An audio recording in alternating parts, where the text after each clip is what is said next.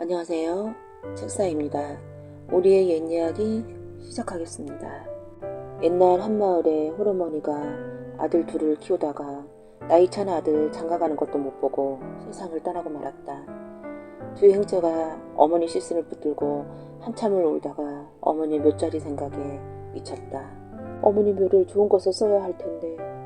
큰아들이 걱정을 하자 작은아들이 나서서 말했다. 걱정 마세요, 형님. 내가 꼭 좋은 자리를 찾아서 어머니를 묻어드리겠습니다. 작은아들은 그렇게 고집을 부려서 어머니 시신을 짊어지고 길을 나섰다. 며칠을 가다가 어느 날 이상한 산길로 접어들어 길을 잃었는데 딸이 저물고 말았다.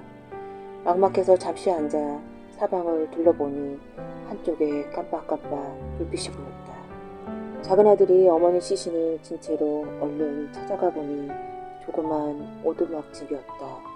여보세요? 주인 양반 계십니까? 그러자 문도 열리지 않는 채 안에서 웬 젊은 여인 목소리가 들려왔다. 여기는 춘삼월에 꽃이 피어도 제비도 나비도 오지 않은 곳인데 웬 분이요? 짐승일관 썩 물러가고 사람이별랑 들어오. 난 사람이요. 그러거든 들어오. 문을 열고서 방으로 들어가서 보니 웬 처녀가 깨끗한 방 안에 책상 하나 놓고서 훌훌 책장을 넘기고 있었다. 바깥에 두고 온 것은 뭘까요? 내다보지 않고서 그렇게 말을 하자 작은 아들은 깜짝 놀라 말을 했다. 그건 우리 어머니가 돌아가셨는데 묘자리를 좋은데 써볼까 해서 짊어지고 다니는 중이죠. 저녁은 드셨나요? 안 먹었습니다. 그러자 처녀는 대추 3개와 밤 3개를 꺼내주면서 저녁이니 먹으라고 했다. 그것을 먹고서 멍하니 앉아있자니 처녀가 불현듯 말을 붙였다. 당신 나 하라는 대로 한번 해보시오. 내가 어머니 묘자리를 좋은데 받을 테니 내 말을 믿고 따를 테요. 그러지요. 내 말을 잘 들으세요. 내일 새벽 날이 밝거든 어머니를 짊어지고 저 아래에 내려가 큰 길로 가세요. 길을 따라서 한참 가다 보면 퍼런 연못이 있는데 어머니 시신을 그 물속에 첨벙 빠뜨린 다음 뒤도 돌아보지 않고 오세요. 뒤를 돌아보면 죽게 되니 조심하세요. 다음날 새벽이 밝아오자 작은 아들은 어머니를 짊어지고 산 아래로 내려가 큰 길을 찾았다. 길을 따라 한참을 가다 보니 과연 시퍼런 연못이 나타났다. 어머니 시신을 물속에 넣는다는 것이 망설여졌지만 이미 약속한 일인지라 눈을 질끈 감고서 연못에 시신을 첨벙 던졌다. 그러자 갑자기 물속에서 이게 어떤 놈이냐 하는 후렴과 함께 어떤 떡거머리 총각이 나타나서 작은 아들을 쫓아오기 시작했다. 그 사람이 갖가지 소리를 내며 뒤를 쫓아왔지만 작은 아들은 못 들은 척 눈을 질끈 감고서 돌아보지도 않고 처녀가 있는 집으로 달려갔다. 잘했어요. 처녀는 다시 아침밥으로 총각에게 밤 3개와 대추 3개를 주었다. 이걸 먹고 내 부탁 하나만 들어주세요. 작은 아들이 음식을 다 먹고 나자 처녀는 편지 하나를 써서 주머니에 넣어주고는 또 은가위 하나를 종이에 싸서 내밀었다. 이 가위를 짊어지고 아래쪽 내려가서 김장자를 찾으세요. 그 집에 찾아가서 은가위를 사라고 하면 뭔가 반응이 있을 거예요. 그러거든 이 편지를 내놓으세요. 알았습니다. 작은 아들은 처녀와 하직한 다음 산에서 내려와 아랫동네 김장자 댁을 찾아갔다. 계십니까? 이 은가위를 사지 않겠소? 그 집에서 웬 젊은이가 나왔다가 은가위를 보고 깜짝 놀란 듯 하더니 다짜고짜 작은 아들을 붙잡아 안으로 끌고 들어갔다. 어머니 아버지 이리 좀 나와보세요. 이 사람이 누님의 가위를 가지고 있습니다. 뭐라고? 내외가 나와서 살피더니 아니 이럴 수가 정말이로구나. 그러고는 총각을 향해 호통을 치는 것이었다. 에이 이놈! 내가 우리 딸 죽은 무덤을 파헤쳤구나. 세상에 이런 나쁜 놈이 있나. 내 놈을 죽여서 우리 딸 원한을 풀어주리라. 김장자는 당장 하인을 시켜서 작은 아들을 매를 쳐 죽이려고 했다. 작은 아들은 그만 기겁을 했다.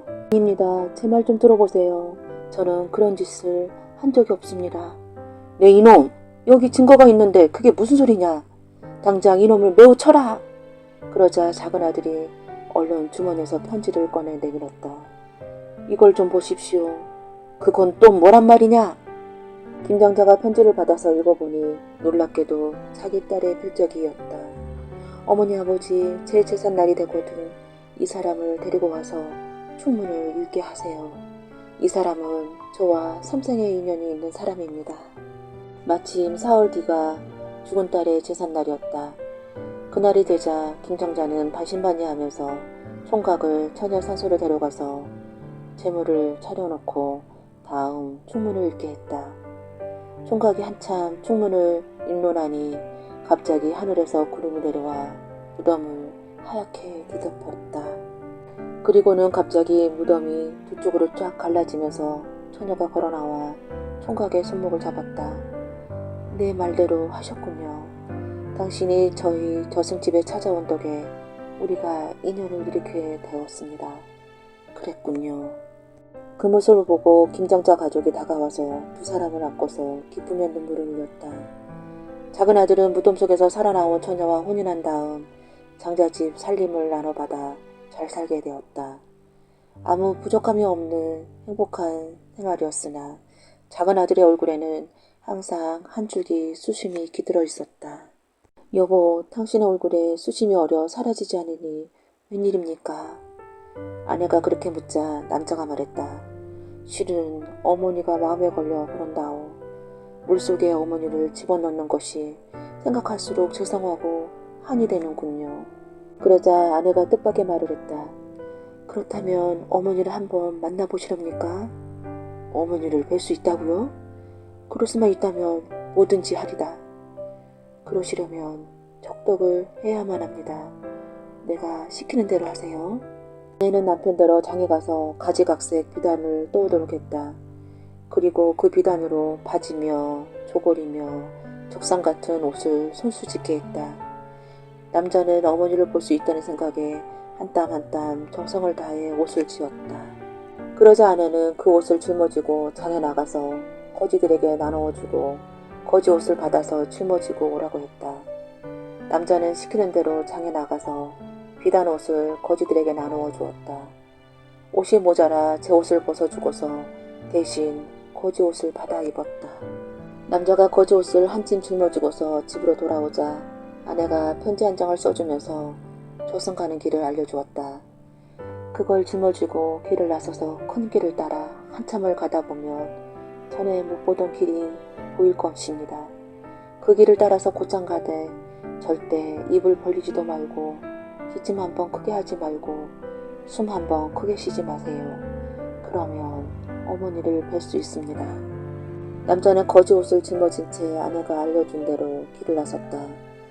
큰 길을 따라서 한참을 가다 보니 왼편에 전에 못 보던 이상한 길이 눈에 띄었다.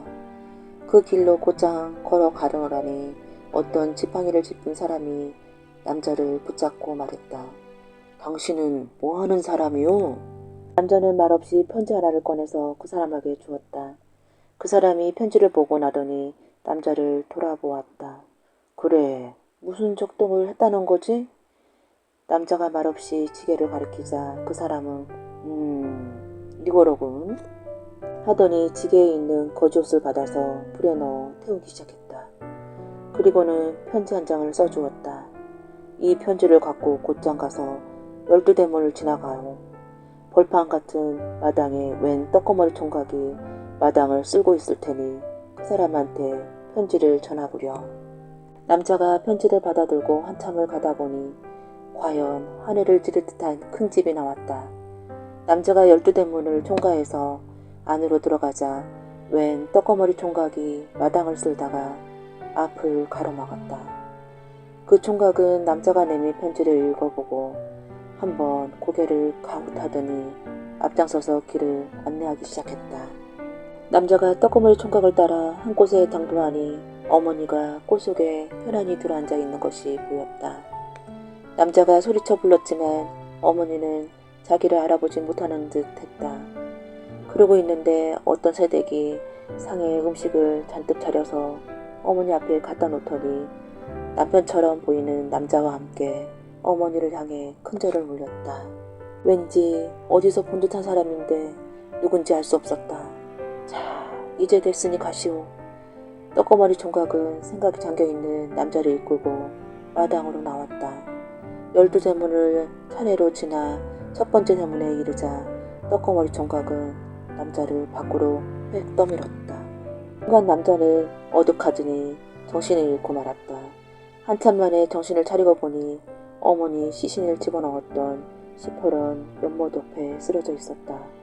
남자가 집에 돌아오자마자 아내가 말했다. 어머니를 만나 뵀나요? 봤어요. 잘 계시던가요? 잘 살고 계십디다.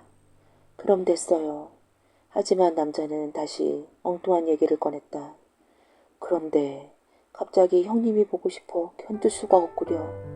형님한테 다녀오게 해줘. 보고 싶으면 다녀오셔야지요. 어쩌겠어요. 남자는 아내한테 노자를 받아서 옛날 살던 고향으로 형님을 찾아갔다. 고향집에 도착해보니 그 사이에 형 또한 아내를 얻어서 함께 살고 있었다.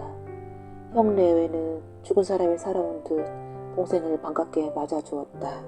작은아들은 형 내외와 이런저런 얘기를 주고받다가 저승에 가서 어머니를 만나고 온 얘기를 했다. 그랬더니 형 내외가 날짜를 꼽아보다가 깜짝 놀라서 말했다. 그날이면 우리가 어머니 제사를 올린 날일걸? 그러자 동생이 깜짝 놀라서 무릎을 치며 말했다. 그랬군요. 이제 알겠습니다. 두 사람이 형님과 형수님이었어요. 이런 신기한 일이 있나. 어쨌든 내 덕에 어머니가 좋은 곳에 가셨으니 정말 잘된 일이야. 형님 말씀이 맞아요. 형제는 얼굴을 마주보면서 한박 웃음을 지었다. 그 두 형제 가족은 서로 자주 왕래를 하고 어머니 제사를 잘 모시면서 오래오래 잘 살았다고 한다.